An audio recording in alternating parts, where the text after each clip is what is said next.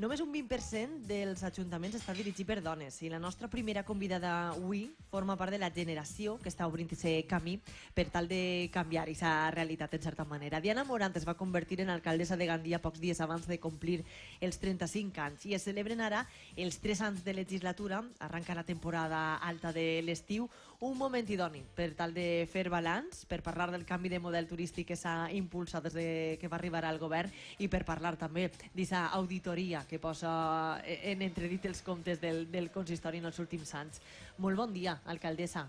Molt bon dia, benvingudes i benvinguts a casa vostra, Gandia. La veritat és que ho dèiem així mig en broma, no? En començar, però amb aquestes vistes i amb este clima que tenim és difícil centrar-se, és difícil concentrar-se. El biquini i a la mar.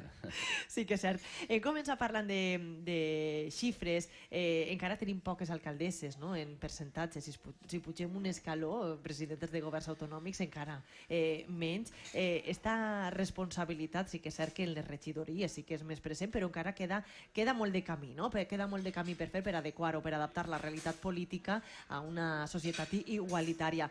El nou govern de Pedro Sánchez, en aquest sentit, ha canviat la tendència. Què li sembla a vostè? Bueno, jo crec que torna a ser el Partit Socialista el que lidera la lluita per la igualtat des de la política, que al final la política ha de ser l'exemple que després seguisquen altres esferes de la societat. Ja va ser el Partit Socialista el que primer dins del partit va impulsar la paritat, després ho va convertir en una llei i ara torna a ficar a posar a prova i en fets el que prometem. A Gandia també és una realitat. Nosaltres a Gandia som 12 regidors i regidores que conformem el govern, 7 dones, 5 homes, alcaldessa, vicealcaldessa. Per tant, crec que així també van fer aquest primer esforç que s'ha materialitzat en un govern molt efectiu, sí, molt eficient, molt productiu i per tant crec que és el camí a seguir. Parlàvem del model turístic, evidentment el sol i platja és un dels atractius fonamentals, però s'ha treballat i es treballa també des d'ací per la famosa desestacionalització, que és el que intenten també molts altres destins turístics, no? Quin balanç en pot fer d'això? S'ha aconseguit avançar alguna passada en aquest sentit? Sí, ho diuen les dades d'institucions, d'organismes. L'any passat, en 2017, tancava l'any un informe d'Osbec, de la patronal hotelera de Benidorm, que parlava de que Gandia estava liderant la desestacionalització. Estem parlant ja d'un nivell d'ocupació hotelera per damunt del 80% durant tot l'any. I això estem fent-ho en base al creixement, però un creixement que estem fent-lo bé. No volem créixer de qualsevol manera. Estem creixent a través de la qualitat, estem creixent a través d'oferir també un producte que efectivament desestacionalitza, perquè si sols oferim la nostra platja i el nostre sol, que són magnífics, sols vindran en època d'estiu, i per tant el que venen a dir les dades, que també Trivago per exemple ens deia esta setmana que Gandia era de les 4 destinacions turístiques espanyoles que més havia crescut en l'últim any. Per tant, crec que el treball està donant els seus fruits, ho diuen les xifres, i nosaltres anem a continuar oferint el que som. No anem a desvincular-nos de la nostra platja, que a més té 32 anys seguits consecutius de bandera blava. Això som l'única platja de la província de València que ho té. 7 platges de tota Espanya i una d'elles és Gandia. No anem a perdre la nostra imatge associada a la magnífica platja, la urbana, i també a la platja de l'Auir, per cert protegida ja contra l'amenaça del ciment gràcies al Consell i al seu projecte El Patibel.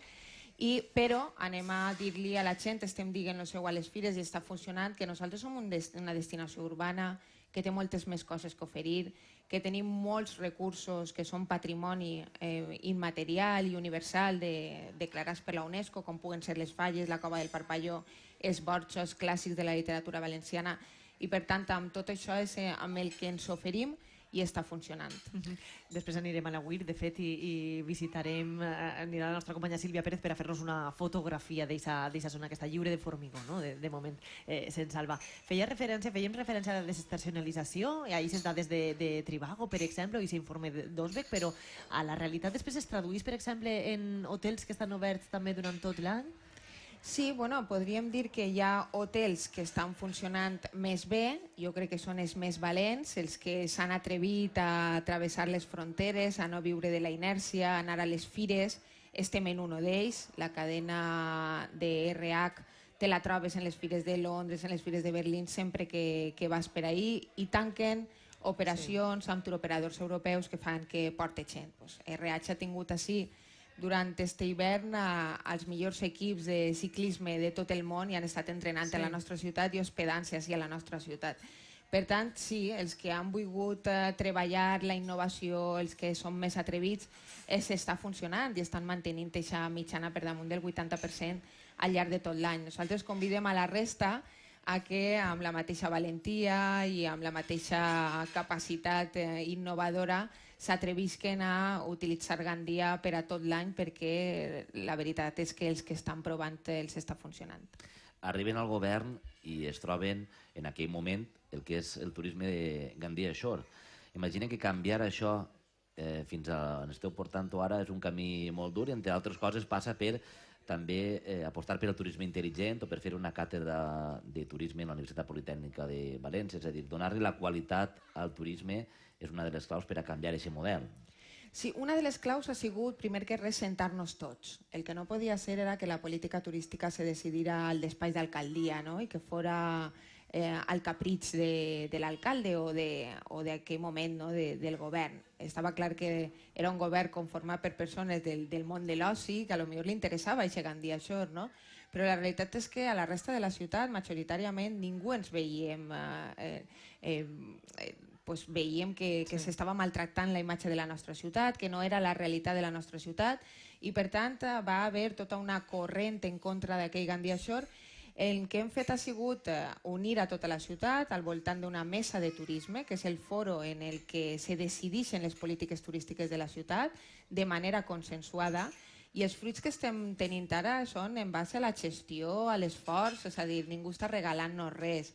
A dia d'avui, Gandia també està liderant la qualitat de la Comunitat Valenciana. Som la destinació turística amb més certificacions de qualitat del Ministeri en el setxell de qualitat SICTED, i per tant és un treball conjunt que estem fent i que està reposicionant-nos com una ciutat que pot oferir moltes coses i a més de qualitat. La qualitat, l'hospitalitat, la innovació són els camins. Sense innovació no tindrem futur, jo diria que ni siquiera haguérem tingut present. I per a parlar d'innovació, des de luego el nostre aliat és el campus de Gandia, la universitat, el coneixement. Per això la càtedra de turisme intel·ligent, i per això també hem sigut premiats per l'Agència Valenciana amb el projecte de platges intel·ligents que es desenvoluparà també en Gandia com a única platja de la província de València. La vam escoltar ahir en la nostra sintonia també amb els companys d'Apunt Notícies, parlar d'aquest repte que tenen també totes les ciutats o aquesta problemàtica que s'està aguditzant, sembla, en els últims temps sobre els allotjaments, els apartaments turístics. No sé si en aquest sentit també és un repte el que se'ls presenta a vostès al consistori. Clar, Gandia tenia una amenaça damunt de la taula, una amenaça contra els que estan treballant bé, i Gandia és una ciutat que sí, rep en els braços oberts als turistes i a tot aquell que vulgui treballar en Gandia, però tenim un lema: així a la nostra ciutat no pots vindre ni a maltractar-la ni ningú s'escapa de les normes i de la llei o de les ordenances. El que se produïa actualment era que aquestes plataformes que estan treballant a nivell mundial acabaven convertint el mercat en un mercat fraudulent. La innovació no pot ser el frau ha existit tota la vida. I la competitivitat que trauen aquestes empreses és perquè s'estalvien obligacions fiscals, obligacions després també que repercuteixen en la baixa qualitat que li ofereixen al client en el servei, i per tant nosaltres no volíem ser un destí més competitiu o que millorara les seues xifres en base al frau. El que hem fet ha sigut també posar-nos a disposició de l'Agència Valenciana de Turisme. Ells tenien pocs recursos a nivell d'inspecció. De fet, les inspeccions en els últims anys havien sigut deplorables.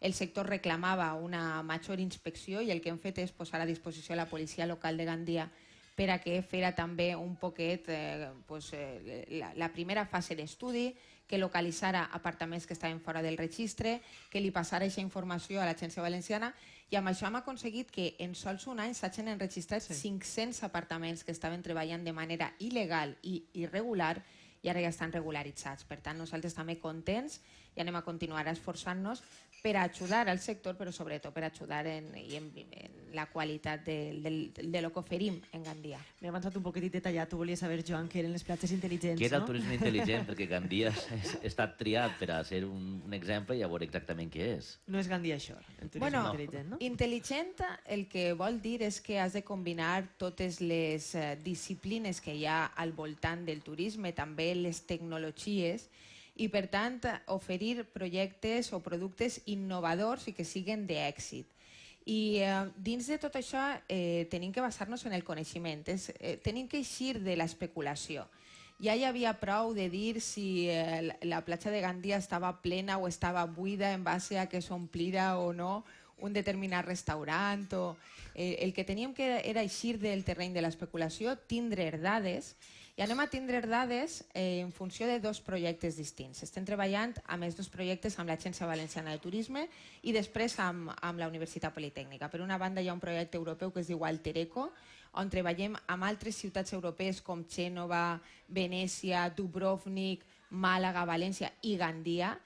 Ara també en el projecte de platges intel·ligents anem a ser l'única platja de la província de València en medir els rajos ultravioletes, en medir la temperatura de l'aigua, el nivell de contaminació o no de l'aigua, per tant la qualitat de l'aigua de bany, etc. I també amb la càtedra de turisme amb la que pretenem complementar aquests dos grans projectes i a més també ajudar-nos a la Universitat Politècnica per a atraure congressos. Les universitats i els hospitals són els dos pols i els dos grans organitzadors de congressos, i Gandia vol entrar també en el treball desestacionalitzador de lo que són els congressos, que normalment se celebren fora de temporada d'estiu i que a més el poder adquisitiu que maneja la gent que viatja per congressos sempre és superior. De fet, tenim un congrés d'AEDEM.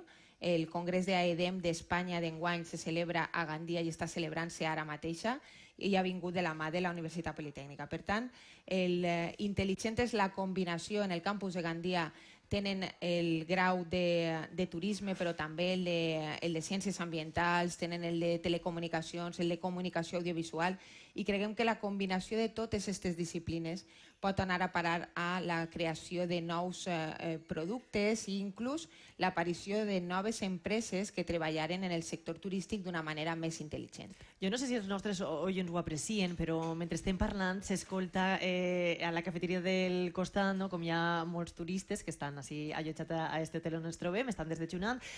Jo no vull parlar molt prote, però me dona a mi que són centroeuropeus. Jo crec que per conforme els veig, hi ha algun mercat especialment atractiu ara que vegem, per exemple, aquests turistes que estan així allotjats i que estan desdejunant al nostre costat? Hi ha algun lloc, no sé si el centre Europa és on tenen vostès fixats una miqueta els objectius per atraure nous, diguem, turistes? Nosaltres, el nostre turista és majoritàriament nacional i el principal turista estranger ve de França. De fet, estem treballant també amb dues línies d'actuació a través d'internet, en aquestes noves plataformes que se colen en l'ordinador dels clients, a través de les galletes, de les cookies, les famoses cookies, i que coneixen els gustos del turista i que a més són capaços d'oferir segmentat absolutament el que vol el turista. I estem treballant en aquest sentit amb el mercat francès a través de Rumbo. Volem treballar amb ells una campanya per a atraure turista francès, sobretot fora de temporada, i estem treballant amb una altra plataforma, amb Minube, per a que creï continguts a través de blogs, a través de Instagramers, els influencers i tot això que se porta tant ara, i que efectivament són grans referenciadors després dels turistes i dels consumidors, per a que comencen a treballar en companyia de Gandia este nou reposicionament de marca a través de la cultura, de la gastronomia, de l'esport, etc. També ha influït molt, crec que positivament, ara ens podràs dir de xifres, el fet de la connexió entre Gandia i les illes, que per cert comença avui la temporada, no? Amb el Transmediterrània de Gandia a Eivissa i crec que també enguany a Palma de Mallorca. Com ha influït això en benefici de la ciutat? Bueno, això va ser una magnífica notícia que ens va arribar l'any passat de la mà de Transmediterrània. Per fi se complia aquest anhel històric que tenia la ciutat de Gandia de tindre un ferri i per tant tindre aquesta connexió econòmica, social, però també cultural amb un altre territori del que ara érem dos illes aïllades, no? I això ens ha portat molts beneficis. A mi no m'agrada parlar sols de temes en termes economicistes, no? Perquè la rentabilitat s'obté de moltes maneres. El fet de que la gent ara tinga com a referència Gandia per anar a les Illes Balears ja ens posiciona en el mapa turístic, ha fet que molta gent descobrisca Gandia simplement perquè venia així per a anar-se'n a les illes o al revés i per tant ja ha sigut una porta d'entrada al nostre mercat. Nosaltres sempre diguem que l'únic que tenim que aconseguir és l'excusa per a que la gent venga a Gandia, perquè després sempre que venen s'enamoren de Gandia, la descobreixen amb altres ulls i tornen, i per tant com a excusa ja és perfecta. L'any passat Transmediterrània va tindre 35.000 passatgers en la seva línia Gandia-Illes Balears. Enguany augmenten, anem a tocar dos grans ciutats, Eivissa a través de Sant Antonio, però també ens anem a Palma de Mallorca, i ells calculen l'impacte econòmic en la nostra ciutat del voltant de 6 milions d'euros. Això, l'altre càlcul que fa és Gandia, que és el cicle de concerts també de 6 milions d'euros, la resta de propostes que tenim que ve de la mà de la iniciativa privada però també de la mà de l'administració, com pugui ser la Caixa o totes les activitats que tenim culturals de teatre i de circ al port i de ball. Al final el que van a fer és repartir milions i milions d'euros entre la nostra gent que se ho mereix, que està treballant seu i per tant jo augure una molt bona campanya d'estiu. Heu preparat alguna campanya per a portar gent d'allà cap ací? Sí, i mira, vaig a donar-te una exclusiva perquè encara no ho hem contat. Efectivament hem preparat amb un turoperador alemà que se facin excursions un dia de la setmana de la gent que està a les Illes Balears, que vinga, que faci una excursió i passi un dia a Gandia. El dimecres que ve tenim un fan trip, un viatge de familiaritat que precisament convertiran aquesta excursió en un producte, el comercialitzaran, el vendran als seus turistes allí a les illes i tots els dimecres tindrem així, per tant, una excursió d'alemanys que venen de les Illes Balears i tenim ja els recursos de Gandia preparats. El Museu Faller, el Palau Ducal obriran a migdia, rebran els nostres visitants i esperem que així, si li podem robar a algun turista alemany que l'any que ve en comptes d'anar a Eivissa vinga a Gandia, pues aprofitarem l'oportunitat. Acabaran enamorant-se, segur, segur. Parlem d'un assumpte menys agradable, perquè ara estem en un to molt positiu, i s'ha auditoria que s'ha fet pública, que han fet pública vostès en els últims dies. En resum, podem dir, al 2003 el deute de l'Ajuntament era de 45 milions d'euros, però el deute va superar a finals de 2015 els 350 milions, o al voltant dels 350. I aquestes són les xifres una miqueta, jo crec que més significatives. Què ha passat ahir? Com ha costat tant de temps també fer aquest informe d'auditoria? Bueno, l'informe d'auditoria era un compromís que vam assumir i amb el qual ens presentàvem les dues forces que conformem el govern, però també Ciudadanos, que va recolzar investidura.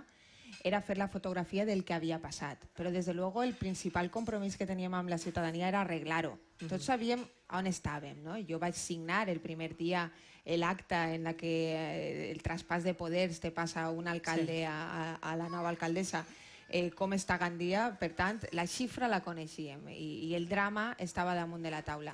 Per a nosaltres el prioritari era arreglar-ho i com que aquesta auditoria s'ha fet amb els recursos del propi Ajuntament, amb l'interventor, amb l'equip d'intervenció, que són els habilitats nacionals i són els que tenen la potestat per a fer les auditories fidels, pues el que van fer va ser prioritzar arreglar-ho, pla d'ajust, ara ja estem pagant els proveïdors dins de la legalitat, en 20 dies, en 15 dies, i ara ja teníem recursos per a lliurar per a fer l'auditoria.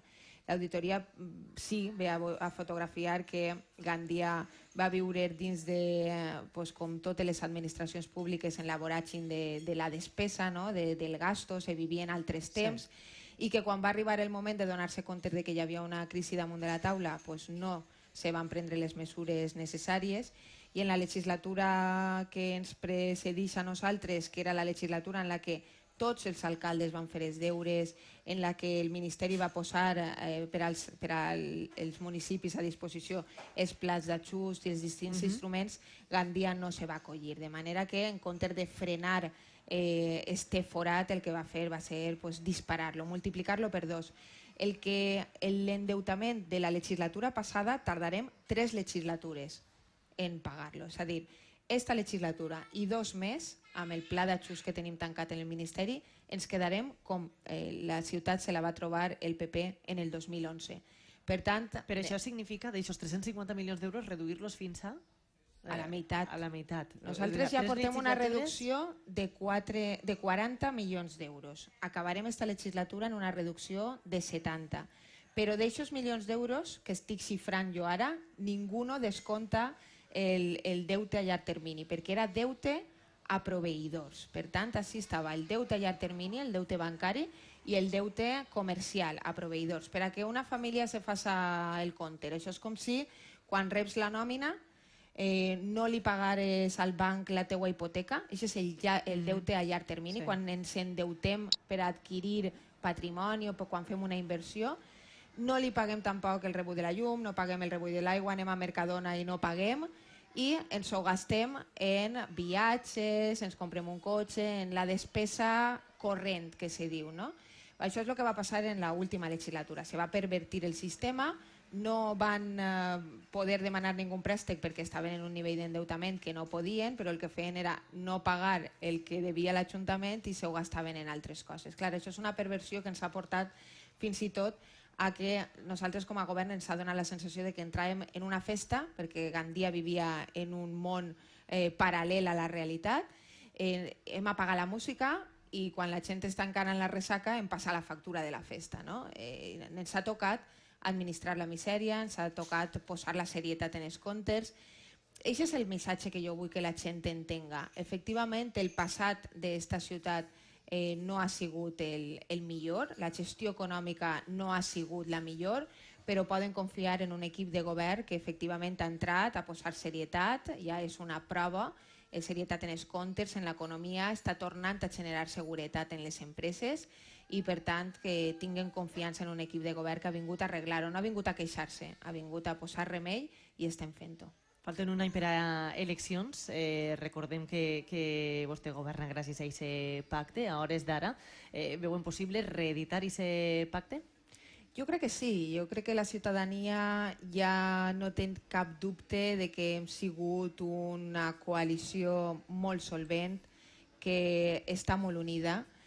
A vegades a mi me dona la sensació, jo no sé si tinc 7 regidors del meu grup, 5 de l'altre o som tots un mateix equip. Crec que la ciutadania el que vol és això, vol unió front als problemes, no que anem acusant-nos ni que anem llevant-nos les patates calientes, no? Cada un de damunt. I per tant amb això ens tornarem a presentar a les eleccions. I sobretot jo confie en que la ciutadania que està reclamant canvi en el carrer, que tota la corrupció li ha produït tanta desafecció amb els polítics, jo vull pensar que els valors ja no van a analitzar-se com un complement, com un ornament, sinó com el fonament. Nosaltres hem utilitzat la transparència, la coherència, la honradesa, la honestedat com a bases i com a pilars fonamentals del nostre govern. I jo tinc la confiança i l'esperança de que això siga al final també rendible a les urnes, que se'ns valore per això, que ja no se faci aquest resum, perquè clar, nosaltres hem estat en les xicotetes coses, en arreglar els problemes, no m'on anem amb un currículum de grans obres, perquè en aquesta ciutat no cabien, però sí que podem dir amb la boca ben gran que som un govern honrat que ha vingut així a treballar per solucionar els problemes de la gent i que tots els paràmetres socioeconòmics són millors que quan vam entrar. Alcaldessa Diana Morà, moltíssimes gràcies per compartir estos minuts de ràdio amb nosaltres i gràcies per acollir-nos tan bé a la seva ciutat. A vosaltres, que disfruteu molt de Gandia i que torneu quan vingueu. Clar que sí, gràcies, bon dia.